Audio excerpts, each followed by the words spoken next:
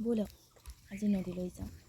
সৌ জেঠাই মোৰ আগত এয়া চাওক, হাঁহ চৰি আছে কিমান ধুনীয়াকৈ। ৰ'ব, ঠাইডোখৰ চাই নাভাবিব লেতেৰা হৈ থাকে বুলি সদায়। বাৰিষা আহিলে নদীয়ে সকলো উটুৱাই নিজক নিজে চাফা কৰি লয় আৰু নিজক নিজেই সজায়। সকলো প্ৰাকৃতিক, বুজিছেনে? চাওকচোন, মই কথা কৈ থাকোঁতেই জেঠাই পুখুৰী খান্দিলেই। সৌৱা চাওক, দুটা হাঁহে ইমান ধুনীয়াকৈ নিজৰ গা কোটালি আছে। আৰু এগৰাকী খুৰী আহিল পানী নিবলৈ। তেওঁ চলা পানী নিব, মানে বৈ যোৱা। এয়া জেঠাই পুখুৰী সিঁচি চাফা পানী উলিয়ালেই। পুখুৰীটো ডাঙৰ হোৱাৰ বাবে হাত ভেজা দিহে সিঁচিব পাৰিছে।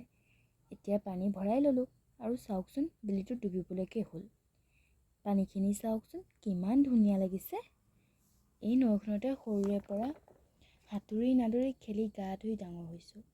এই গাঁৱৰ প্ৰায় মানুহেই এই নদীতে গা ধুৱে, কাপোৰ ধুৱে, মানে দৈনন্দিন জীৱনত পানী এই নদীৰে ব্যৱহাৰ কৰে।